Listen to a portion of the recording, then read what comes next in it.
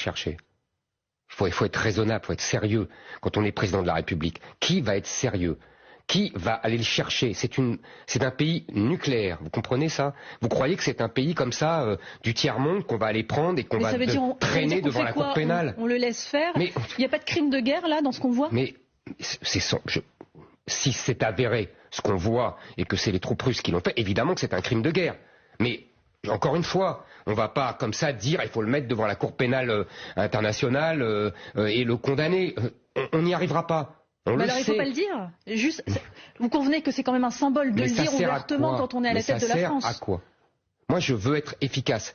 Depuis le début, je propose justement qu'on arrête cela le plus vite possible. Moi, je pense que depuis le début, on aurait pu éviter cette guerre si les Américains avaient accepté que l'Ukraine ait un statut de neutralité. Je le dis depuis le début, j'ai découvert il y a quelques jours que par M. Gourdeau-Montagne, qui était le conseiller diplomatique de Jacques Chirac, que Jacques Chirac l'avait proposé dès 2006, et que les Russes l'avaient accepté, et que les Américains ont refusé.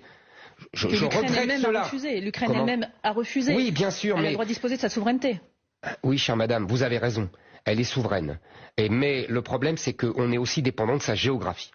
Dans l'histoire, c'est comme ça. Et que l'Ukraine est collée à la Russie. Voilà, vous savez, nous, on a été collés à l'Allemagne pendant un siècle et ça nous a fait 3 guerres. On est dépendant de sa géographie. On ne choisit pas sa géographie.